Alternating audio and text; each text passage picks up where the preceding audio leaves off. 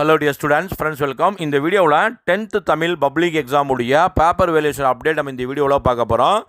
தமிழகத்தில் பல சென்டர்ஸில் வந்து இன்றைக்கி 8வது நாளாக விடைத்தாள் திருத்துறாங்க. நாளையோடு மேக்ஸிமம் வந்து பார்த்திங்கன்னா 10th உடைய பேப்பர் ஸ்கிரிப்ட் எல்லாம் கம்ப்ளீட் பண்ணிடுவாங்க. மோஸ்ட்லி வந்து பாதி சென்டர்ஸுக்கு மேலே வந்து பார்த்திங்கன்னா 10th வேல்யூஷன்லாம் முடிச்சிட்டாங்க.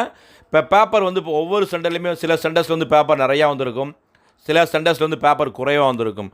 குறைவாக வந்த சென்டர்ஸ்லாம் நேற்றோட கம்ப்ளீட் பண்ணிட்டாங்க.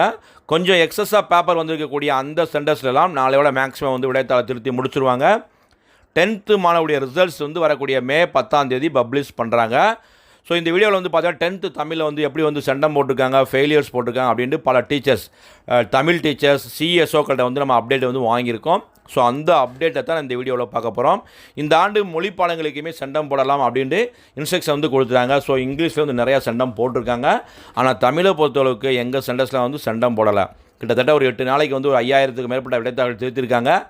சென்டம்ஸ் வந்து போடலை. 98 தான் மேக்ஸிமம் வந்து ரீச் பண்ணியிருக்காங்க. ஏன்னா நூக்கன் கார்னர்ஸ் வந்து பார்ப்பாங்க. தமிழை பொறுத்தளவுக்கு சந்தி பிழைகள், ஒற்று பிழைகள், எந்த விதமான இலக்கண பிழைகளும் இல்லாமல் இருந்தால் தான் ஒவ்வொரு கொஸ்டினுக்குமே முழுமையான மதிப்பெண் வந்து போடுவாங்க. ஸோ இந்த வீடியோவை பார்க்கக்கூடிய ஸ்டூடெண்ட்ஸ், சார் நான் தமிழில் வந்து அஃபீஷியல் ஆன்சருக்கெலாம் செக் பண்ணிட்டேன், என்னுடைய ஆன்சர் வந்து ரொம்ப பர்ஃபெக்டாக இருக்குது, எனக்கு செண்டம் போடலாம் அப்படின்னு நினைக்கக்கூடிய மாணவர்கள் கமெண்டில் வந்து பதிவு செய்யுங்க.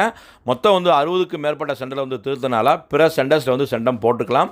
இருந்தாலும் தமிழில் வந்து ரொம்ப லீஸ்ட்டு செண்டம் வர வாய்ப்புகள் இருக்குது. ஆனால் இங்கிலீஷில் வந்து நாங்கள் திருத்தின சென்டர்ஸ்லேயே வந்து நிறையா செண்டம் வந்து போட்டிருக்காங்க. ரொம்ப சந்தோஷம் தான். ஃபெயிலியர்ஸும் ரொம்ப குறைவாக இருக்குன்னு சொல்லியிருக்காங்க. தமிழை பொறுத்தளவுக்கு ஃபெயிலியர்ஸும் இருக்குது, செண்டமும் வாங்கியிருக்காங்க, ஃபெயிலியர்ஸும் இருக்குது. ஏன்னா ஒவ்வொரு ஆண்டுமே நம்ம பார்க்கும்போது சப்ளிமெண்ட்ரி எக்ஸாமில் தமிழ் மொழி பாடங்களில் தான் நிறையா ஸ்டூடெண்ட்ஸ் வந்து அரியர் வச்சு எக்ஸாம்ஸ் வந்து எழுதுகிறாங்க. ஸோ இந்த ஆண்டும் தமிழில் வந்து ஃபெயிலியர்ஸ் வந்து இருக்குது.